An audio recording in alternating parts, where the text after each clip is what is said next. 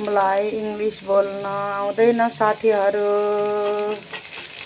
English बोल्न आउँदैन, म नेपाली र हिन्दी मात्र बोल्छु। इंग्लिश बोल्न आउँदैन, हिन्दी र नेपाली बोल्छु।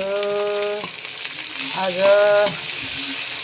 इंग्लिश बोल्न आउँदैन, यसलाई मैले भुटेको भात नै भन्छु। दिउँसोको भात थियो, त्यसलाई भुट्न लाछु अनि मैले त भुटेको भात नै भन्छु। इंग्लिश बोल्नेले फ्राई राइस भन्नु हुँदो रहेछ। मलाई इंग्लिश आउँदैन, त्यही भएर मैले त भुटेको भात भन्छु हजुर। यसलाई दिउँसोको भात बचेको थियो, त्यसलाई टक्कै यसरी बनायो भने प्याज हालेर, खुर्सानी हालेर, प्याज हालेर, मटर हालेर बनायो भने भुटेको भातै कति मिठो हुन्छ। कसले मन पराउनुहुन्छ आउनु होला, मिलेर बाँडेर खाम, बाँडीचुडी खाम। हजुरहरू कसलाई मन पराउनुहुन्छ भुटेको भात खान आउनु होला।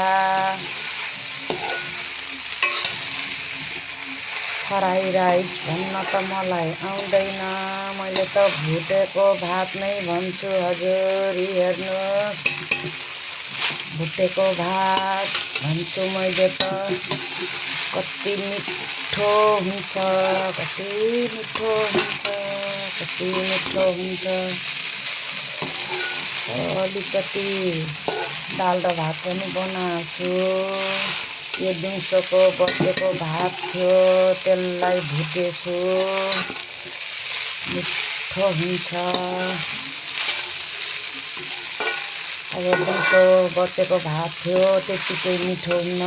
दिउँसोको बासी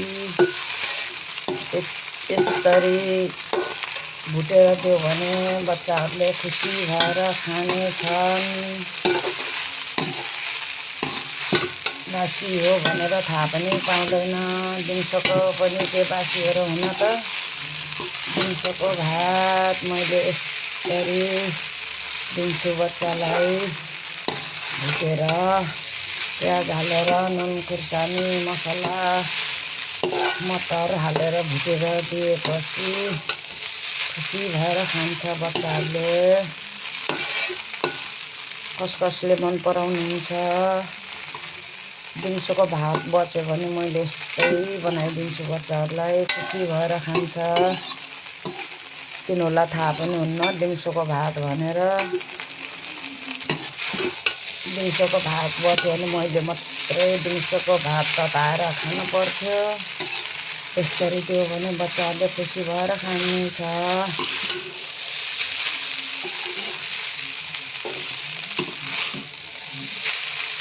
है साथीहरू आउनु होला, भुटेको भात खान आउनु होला, भुटेको भात खान आउनु होला।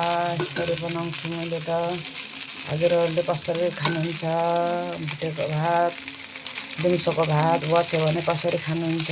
उब्रियो भने मैले त यसरी बनाउँछु। एकछिन यसरी भखाइदियो, तताएर राखिदियो भने नरम हुन्छ, ताजा जस्तै हुन्छ, आलु भात जस्तै हुन्छ, ताजा हुन्छ। एकछिन ढाकेर राख्नु पर्ला, ग्यास कम गरेर। अनि यस्तो गरेर राखिदिएपछि भखाइदियो भने